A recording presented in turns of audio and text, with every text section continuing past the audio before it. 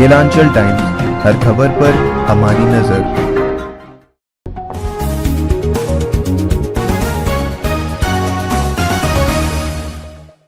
नमस्कार, स्वागत है आपका केलांचल टाइम्स में। मैं हूँ आपके साथ वंदना। बिहार में हो रहे पंचायत चुनाव को लेकर हमारे संवाददाता ओमकार जाव फिलहाल भागलपुर जिला के नाथनगर दक्षिणी प्रखंड में है, जहां पर उनसे बातचीत हुई है डॉक्टर अशोक कुमार उर्फ आलोक से, जो है वर्तमान जिला परिषद, साथ में जिला परिषद प्रत्याशी भी है। तो आइए इससे बातचीत कर जानते हैं कि ये किस नए तैयारी के साथ में दोबारा उम्मीदवार के लिए खड़े हुए हैं। देखते हैं बातचीत का सिलसिला इस खास रिपोर्ट में।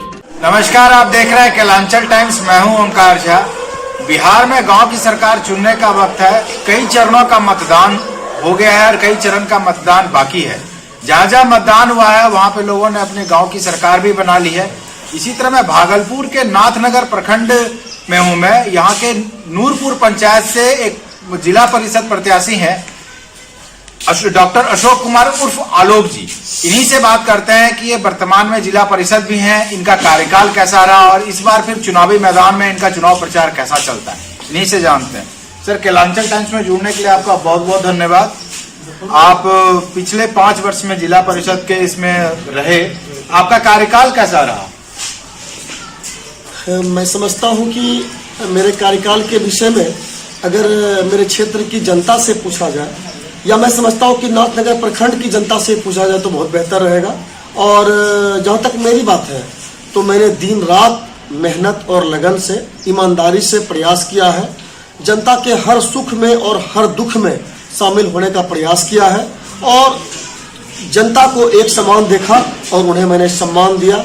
अगर 12 बजे रात में भी मुझे बुलाया गया, चाहे वह बाढ़ हो, भूकंप हो, बिजली गिरता हो, आग लगता हो, किसी भी परिस्थिति में, चाहे वह कोरोना महामारी हो, प्रत्येक विषम परिस्थिति में ये आलोक अपने समाज के साथ था।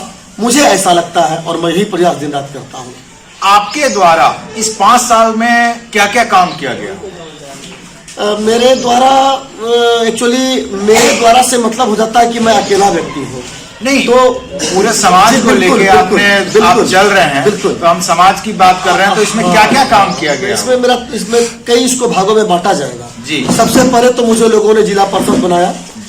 10,000 से भी अधिक बहुमत और आशीर्वाद मुझे मिले थे और लगभग 3,500 वोटों से मैं जीता था जी। तो इतने अपार बहुमत से जीत करके निश्चित तौर पर मुझे स्थिर नहीं रहना था और मुझे जनता के लिए काम करना था जी। तो जिला परिषद के रूप में तो दुर्भाग्य का ही विषय था। आप लोगों को पता ही है कि शुरू के 2 साल जो है वह सृजन घोटाले के कारण बर्बाद हो गया जी। और 1 भी रुपया मुझे ही नहीं बल्कि किसी भी जिला परिषद को फंड नहीं आया। 2 साल तो उसे बर्बाद हो गया। उसके बाद ये भी सबों को पता है कि जब पंचायत में पैसे आते हैं तो सर्वाधिक पैसे, मैक्सिमम 80% तक पैसा जो होता है वह पंचायत में मुखिया जी को आ जाता है और जो 20%, लगभग 15-20% जो बचते हैं उसमें जिला परिषद होते हैं और पंचायत समिति होते हैं। और मेरे पास 6 पंचायत, 90 वार्ड, तो ये साधारण टास्क नहीं होता है, बहुत बड़ी समस्या होती है। लेकिन मैंने इस बीच में प्रयास किया कि जो ऐसी समस्या आज तक जिसे किसी ने छूने का प्रयास न किया, चाहे वो सांसद महोदय हो, विधायक महोदय हो, या पूर्व के जिला पार्षद हो, या मुखिया जी हो, तो वैसे समस्याओं को मैंने दूर करने का प्रयास किया, जिसमें कि बहुत महत्वपूर्ण सब, जैसे कि आप नूरपुर पंचायत में अभी बैठे हुए हैं, तो नूरपुर पंचायत में आप ये प्रखंड कॉलोनी देख रहे हैं जी। तो वहां पर नाथनगर प्रखंड के जितने भी डीलर हैं, तो डीलर महोदय को अनाज उठाव के लिए बागवाड़ी जगदीशपुर जाना पड़ता था। चूंकि यहाँ पर सड़क की बहुत बड़ी समस्या थी, यहाँ पर गोडाउन बनकर के तैयार था, लेकिन डीलरों को राशन का उठाव नहीं होता था।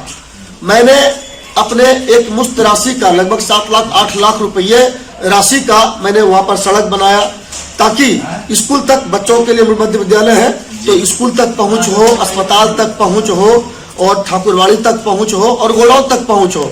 इन सभी को जोड़ने के लिए मैंने एक मजबूत सड़क का निर्माण किया ताकि लोगों को किसी प्रकार की दिक्कत का सामना न करना पड़े। और आज उस सड़क के कारण बागवाड़ी से गोदाम उठ करके नाथनगर प्रखंड आ गया और आज 100 से अधिक डीलरों को यहाँ से राशन का उठाव वो करते हैं, उसे बागवाड़ी नहीं जाना पड़ता है। ये बहुत अच्छी पहल आप लेके आए थे और आपने एक सड़क का निर्माण किया। हम ये जानना चाहते हैं आलोक जी कि आपके पास जितने भी पंचायत हैं उसमें कुछ समस्याएं हैं अभी शिक्षा को लेकर। जी बिल्कुल, ये बहुत बड़ी बात आपने की। मैं इसलिए मैं बोल रहा था कि मैं इसको कई चरणों में बताऊंगा कि आप देखें कि शिक्षा की बात जो की है तो वहां पर मैं नहीं होता हूं, वहां पर हम हो जाते हैं। हमारी एक संस्था है युवा चेतना क्लब, जिसका एकमात्र लक्ष्य है समाज में शिक्षा का विकास, स्वास्थ्य, चिकित्सा में जो समस्याएं हैं उसको लेकर के बात को उठाना, लड़ाई लड़ना, संघर्ष करना, सहयोग करना। और सबसे बड़ी बात है कि किसी भी प्रकार का आपदा हो, चाहे वह बाढ़ हो, भूकंप हो, आग लग जाए, हमेशा हम लोग हमारी टीम मिलकर के उनको सहयोग करने के लिए जाते हैं। नारायणपुर प्रखंड में कस्माबाद है, 24 मार्च को वहां पर 400 घर जल करके राख हो गए। हमारी युवा चेतना की टीम गई और 400 घर को जाकर के हम लोगों ने त्रिपाल, टेंट, जितने भी बर्तन, कपड़ा, अनाज से मदद किया। तो ये हमारा हमेशा प्रयास होता है। और शिक्षा की जहां तक बात होती है, हमारा समाज बहुत पिछड़ा हुआ है, निसंदेह सरकार प्रयास कर रही है, लेकिन शिक्षा की गुणवत्ता से हम आज भी संतुष्ट नहीं है। निश्चित तौर पर अब शिक्षक जो कुछ उसमें कमियां भी थी वो दूर हो रहे हैं, वो प्रशिक्षित हो रहे हैं, लेकिन आज भी सरकार की उदासीनता के कारण और पंचायती राज की उदासीनता के कारण जो भी मूल तत्व है आज भी लागू नहीं हो पाए हैं। इसके बावजूद युवा चेतना क्लब नाथनगर प्रखंड, सबौर प्रखंड के, सुल्तानगंज प्रखंड के कम से कम 20 जगहों पर लगातार निःशुल्क क्विज और डिबेट करवाती है, बच्चों को प्रतियोगी परीक्षाओं के लिए तैयार करवाती है। और ये हमें गर्व होता है अपने युवा चेतना परिवार कर कि भागलपुर के जितने भी शिक्षक हैं, जितने भी ट्यूटर हैं, सभी हमारे इस मुहिम का हिस्सा बने हुए हैं। और आज हमारे ही क्विज का बच्चा, हमारे ही संस्था का बच्चा नीतीश कुमार से नमन कुमार प्राइज जब प्रथम प्राइज लेता हो तो हमें गर्व है हमारे बच्चों पर। आज हमारी एक संस्था है, हमारी जो टीम है, उस टीम में एक आशादीप जो स्वर्गीय मणिकांत झा जी जो अब नहीं रहे, उन्होंने एक टीम, एक संस्था बना करके वो गए थे, आशादीप एथलेटिक्स क्लब। उनके माध्यम से हम लोग बच्चों को दिन रात प्रशिक्षण देते हैं। हमारे मित्र हैं जितेंद्र मणि, राकेश, हमें गर्व है उनके ऊपर। वो सभी हमारे टीम के हिस्से हैं, शैक्षणिक टीम का हिस्सा है, खेलकूद के टीम का हिस्सा है, समाज के बदलाव का हिस्सा है, न कि कोई राजनीतिक टीम का हिस्सा है। और हम लोग मिलकर के समाज का बदलाव करते हैं और हमारा बच्चा राष्ट्रीय नहीं अंतर्राष्ट्रीय स्तर पर परचम को लहरा रहा है। जब आपके नीतीश कुमार से कोई बच्चा सपना जब रग्बी फुटबॉल में इंडिया टीम के लिए चुनी जाती हो तो हमें क्यों न गर्व हो। जब हमारे क्विज का बच्चा, हमारे संस्था का बच्चा जब नीतीश कुमार से प्राइज लेकर के बिहार चैंपियन होता हो तो हमें क्यों नहीं गर्व हो। हम दिन रात प्रयास करते हैं कि हमारा समाज का बच्चा पढ़े, क्योंकि वो क्षेत्र गरीब क्षेत्र से आते हैं, माँ पिताजी इफार्ट नहीं कर सकते हैं और हम लोग दिन रात उसके लिए प्रयास करते हैं। चाहे एडमिशन की बात हो, किताब कॉपी की बात हो, ट्यूशन की बात हो, हर जगह पर हम लोग उसको सहयोग करते हैं। ये आप बहुत अच्छा सोच है आपकी, आप शिक्षा को आगे बढ़ावा दे रहे हैं। लेकिन अपने पंचायत में अभी भी कुछ युवा बोल रहे हैं कि हमारे लिए खेल कूद का मैदान नहीं है। निश्चित तौर पर ये सही बात है। लेकिन हम कहाँ पे तैयारी करेंगे, खेल कूद के लिए कहाँ जाएंगे? बहुत बिल्कुल सही बात है। भागलपुर के एक समय जिला खेल पदाधिकारी बलबीर यादव हुआ करते थे और इस बात को लेकर के हम लोग पूर्व के जिलाधिकारी महोदय से भी मिले थे। जिस सरकार की योजना है कि प्रत्येक प्रखंड में एक खेल कूद के लिए मैदान होना चाहिए, लेकिन सिर्फ योजना है, ये जमीनी स्तर पर लागू नहीं हो सकते हैं। आज जो मैं बता रहा था कि झंझन जी, जितेंद्र मणि, राकेश जी के जो बच्चे राष्ट्रीय और अंतर्राष्ट्रीय स्तर पर एथलेटिक्स में परचम लहरा रहे हैं, आपको जानकर आश्चर्य होगा। अगर आप जाएंगे तो आपको पता चलेगा कि वो अड्डों पर, वो पगडंडी पर दौड़ते हैं और दिन रात मेहनत करते हैं, गिरते हैं, उनके पैर में जूता नहीं है, कोई अच्छी व्यवस्था नहीं है। जहां तक संभव हो पाता है हमारे जो मित्र हैं वो अपने पैसे से, हमारे जो साथी हैं, और हम लोग को भी जब जरूरत पड़ता है तो हम लोग उसको सहयोग करते हैं। आपको जानकर गर्व होगा कि आज वो बच्ची आ रही है और आज 10 बच्चों का चयन हुआ है बिहार टीम के लिए एथलेटिक्स में। आज हम लोग उसको सम्मानित करने जा रहे हैं। शाम में आज सम्मान समारोह रखे हैं। आज का ही वो दिन है जो बिहार, हमारे गांव के, हमारे समाज के 10 बच्चे बिहार को रिप्रेजेंट करने के लिए जा रहे हैं और वो अड्डों पर खेलते हैं, वो पगडंडियों पर खेलते हैं, उन्हें कोई सुविधा नहीं दी जाती है। और ये सरकार, मैं सरकार को भी लपेटना चाहूंगा, ये डपोर संघ की सरकार है। कहीं पर भी कुछ भी जमीन पर स्तर पर लागू नहीं हो पा रहा है, उदासीनता है और पंचायती राज तो पूर्णतः नगण्य, उसकी कोई भूमिका नहीं है। इसके बावजूद अच्छे कर रहे हैं लड़के, वो अपने बल पर कर रहे हैं, अपने प्रशिक्षक के बल पर कर रहे हैं। ठीक है, आपका ये भी सोच बहुत अच्छा है कि जो युवा आगे बढ़ रहे हैं खेलकूद में उसको सम्मानित कर रहे हैं।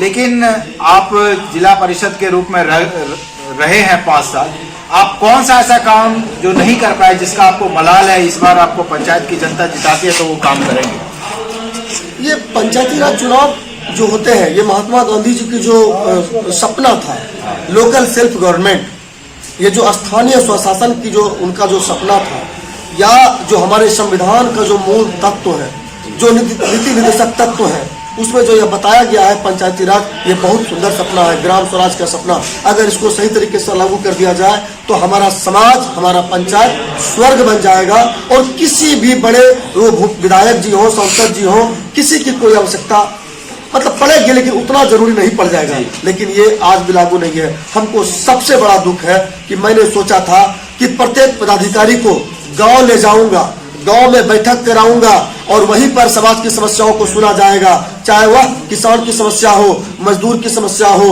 वह बच्चों के जितने भी बच्चे कंपटीशन के लिए जाते हैं जाति आय आवासीय बनवाने के लिए, उनकी समस्या हो, चाहे वह वृद्धा पेंशन विधवा पेंशन हो, चाहे वह गृह जो इंदिरा आवास जो होता है उसका हो, मतलब किसी प्रकार की, चाहे वह किसानों के रसीद की समस्या हो, ये जितने भी समस्याएं होते हैं पदाधिकारियों को गांव की ओर लेकर के चलूंगा। लेकिन दुर्भाग्य का विषय है कि किसी अन्य जितने भी प्रतिनिधि हैं उनका सहयोग नहीं हुआ। और हम एक दो बार तो ऐसा किए कि बम्बई में हमने प्रयास किया था, एक दो जगह हमने ऐसा किया, लेकिन सभी प्रतिनिधियों के सहयोग नहीं मिल सके, जिसके कारण ये सफल नहीं हो सका। और आज भी ब्लॉक में, प्रखंड में, थाने पर मैं साफ शब्दों में कह देना चाहता हूं और जिला स्तर पर सभी जगहों पर घोटाला, भ्रष्टाचार चरम पर परचम लहराया हुआ है। मैं उसको 5 साल में खत्म नहीं कर सका, ये मलाल मुझे है। और अगर जनता मुझे फिर से शक्ति देती है तो मैं प्रयास करूंगा, प्रतिनिधियों से, जनता से दिन रात में जागरूकता का कार्यक्रम करता हूं कि आप जनता मालिक हैं, एक भी रुपया भ्रष्टाचार के लिए बढ़ावा देने के लिए घूस के रूप में ना दे। आज न कल जितने भी पदाधिकारी हैं, जितने भी प्रतिनिधि हैं, वो आपके काम को करेंगे। तो मेरा मलाल सिर्फ यही है कि हम भ्रष्टाचार को दूर न कर सके, हम लूट को दूर न कर सके, और इसके लिए हम आगे प्रयास करते रहेंगे। मैं अकेला लड़ता रहा हूं, मैं लड़ता रहूंगा। कोई एक व्यक्ति भी अगर मुझे मिल जाए, अगर चिंगारी ठीक से हो गया तो मैं बिगुल बजाऊंगा और मैं एक सुंदर समाज का सपना जो मेरा है मैं वो पूरा करूंगा। लास्ट सवाल आलोक जी आपसे, आप अपने इस पंचायत की जनता से अपील क्या करना चाहते हैं?